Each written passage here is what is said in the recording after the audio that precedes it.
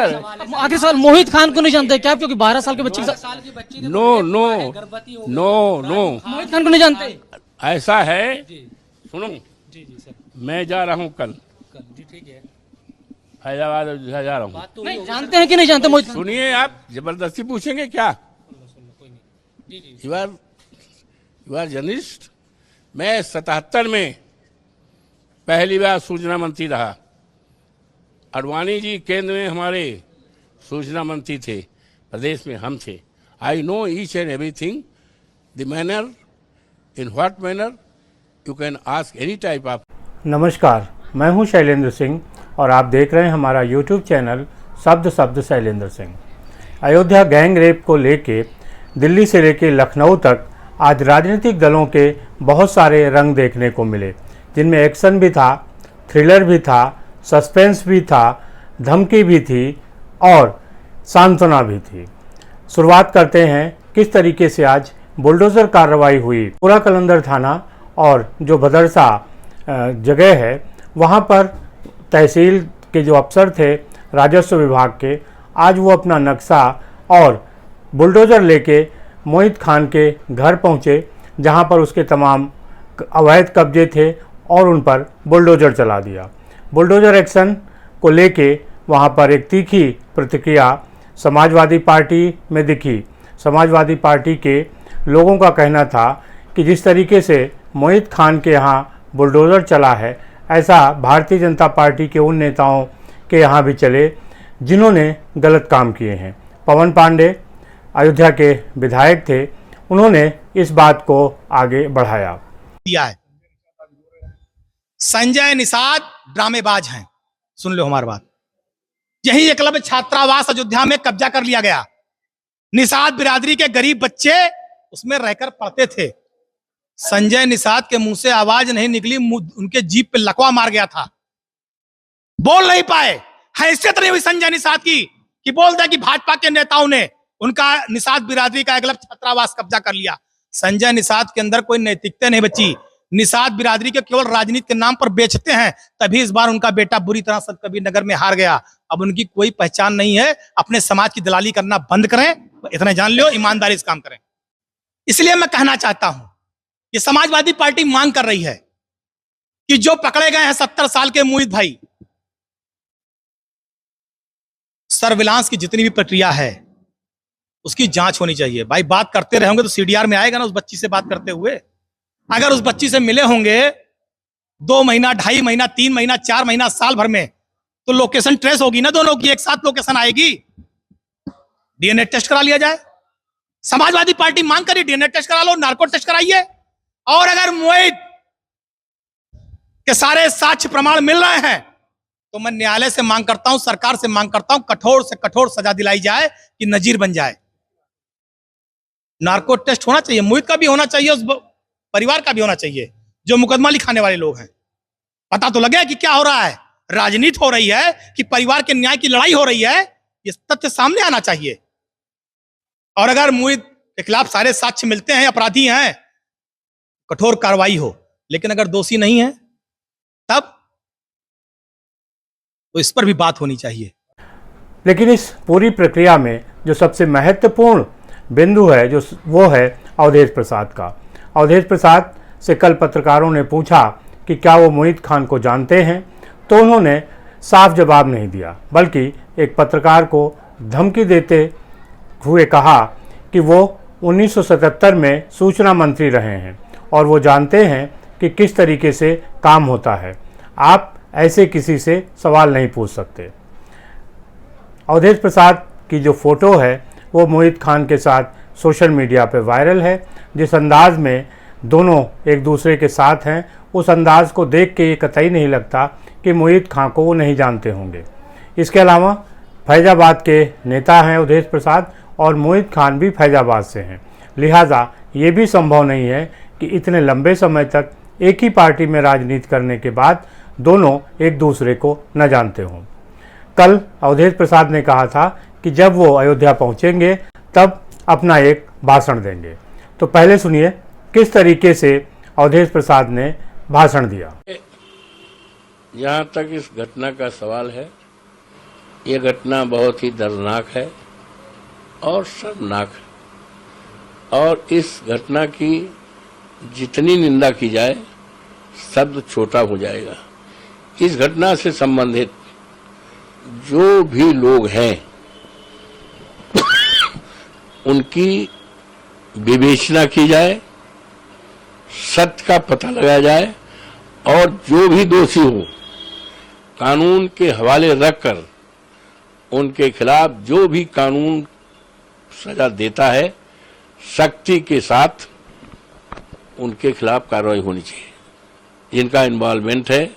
और इस दिशा में पुलिस को भी चाहिए, वरिष्ठ पुलिस अधिकारियों को चाहिए, विवेचक को चाहिए, जो आईओ होते हैं, जो तफ्सीर जिसको कहते हैं, कि किसी भी दबाव में, किसी भी के दबाव में ना करके दूध का दूध पानी का पानी अलग करें। और जहां तक पीड़िता का सवाल है, पीड़िता के साथ हमारी पार्टी, हम लोग पूरी तरह से खड़े हैं, उसको न्याय दिलाने के लिए पूरी तरह से खड़े हैं, उसमें कहीं शक शुबा के सवाल नहीं। अवधेश प्रसाद की जो पूरी बातचीत है उसमें का लब्बो-लुबाब ये है कि मोहित खान के खिलाफ जांच ठीक से नहीं हो रही है, पहले जांच हो फिर कार्रवाई हो। यही बात आज अपनी चुप्पी तोड़ते हुए समाजवादी पार्टी के नेता अखिलेश यादव ने भी कही। अखिलेश यादव ने कोई वीडियो बयान तो जारी नहीं किया, लेकिन उन्होंने एक्स पर पोस्ट करते ये कहा कि इन दोनों का ही नार्को टेस्ट हो, डीएनए टेस्ट हो और उसके बाद कार्रवाई हो। अब जब समाजवादी पार्टी की तरफ से एक लाइन ले ली गई कि डीएनए टेस्ट और नार्को टेस्ट हो, तो पूरी पार्टी उसी के ऊपर आगे बढ़ने लगी। सबसे पहले पवन पांडे आए और पवन पांडे ने नार्को टेस्ट की बात की। इसके अलावा चूँकि जो लड़की है वो निषाद बिरादरी की है, ऐसे में भारतीय जनता पार्टी के सहयोगी निषाद पार्टी के डॉक्टर सुभाष निषाद भी अयोध्या पहुंचे थे। कि अखिलेश का पीडीए आज यहाँ झूठा है और हम निषाद समुदाय का नेतृत्व करते हैं। निषाद अति पिछड़ा है और अनुसूचित भी है, ऐसे में महिला अबला भी है और महिला हमारे यहाँ पूजनीय है, उसके साथ अत्याचार हो और पीडीए का नारा देने वाले और अयोध्या में जीत का पीठ थपथपाने वाले, लगता है कि इन अपराधियों के सहारे उनकी जीत हुई है। अपराधियों को बचाने के लिए आज सपा और कांग्रेस जो पीडीए का नारा देने वाली है उनका मुंह नहीं खुल रहा है। अपराधी को बचा रहे हैं, न पार्टी से निकाल रहे हैं, न तो उसके खिलाफ कोई बयान दे रहे हैं। बगल के दो जिले हैं सुल्तानपुर और संत कबीर नगर। निषाद समुदाय ने अपना एक वकील बना के भेजा कि निषाद हैं, आवाज़ उठाएंगे, और ऐसा मुँह सिल दिया है कि वो निषाद भी इस निषाद की बेटी के साथ मुँह खोलने के लिए नहीं है। मैं आज के दिन में पीड़िता के न्याय दिलाने के लिए मैंने सदन में आवाज़ उठाई। जैसे मेरे समाज के लोग, मेरी पार्टी के लोग जिस दिन पता चला उसी दिन से खड़े हैं और अंतिम तक, जब तक उसे फांसी पर नहीं लटका देंगे तब तक डॉक्टर संजय उसके लिए लड़ाई लड़ेंगे। आज मैं सदन में आवाज़ उठाया।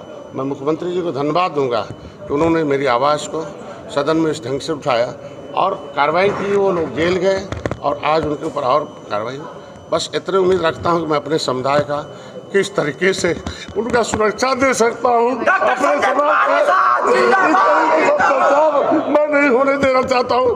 मैं सभी पार्टी से अपील करूंगा, अत्याचारी का कोई जाति नहीं होता है, उसका साथ न दे और ऐसे अत्याचारियों के खिलाफ मैं समाजवादी पार्टी में उसके कार्यालय में जाकर धरना दूंगा कि ऐसे समाजवादी पार्टी से नारा देने वाले सांसद को पार्टी से बाहर करें और उसे उनकी सदस्यता समाप्त हो जाए। जो इस सांसद ने उसका उनके लिए पैरवी की है, पूरे के पूरे उसके मुकदमा नहीं होने दिया। कई दिन तक वो 13 साल की बच्ची है, 13 साल की बच्ची कहाँ जाएगी, कहाँ मुँह दिखाएगी और किस तरीके से ये मेरे समाज के ऊपर अत्याचार हो रहा है, इसको किस तरीके से होगा। अंग्रेजों से लड़ा, मुगलों से लड़ा, आपकी अत्याचारियों से कैसे रहा जाएगा। मैं समाज से अपील करता हूँ कि ऐसे लोगों के खिलाफ खड़ा हूँ और अपने न्याय के लिए मेरा साथ दें और मैं उसे जहाँ तक हो सकता है उसे लड़ाई लड़ने का काम करूँगा। असल में डॉक्टर संजय निषाद लड़की से मिलने गए थे और उसके बाद जब वो टीवी पत्रकारों से बात कर रहे थे तो भावुक हो गए और भावुक होके वो रोने लगे। उसी का जिक्र पवन पांडे अपने बयान में कर रहे थे और उनका कहना था साथ नौटंकीबाज हैं। अखिलेश यादव ने जो बात एक्स पोस्ट पर कही उसका बहुजन समाज पार्टी की नेता मायावती ने भी विरोध किया। मायावती ने कहा कि इससे पहले समाजवादी पार्टी के कार्यकाल में भी तमाम घटनाएं हुई।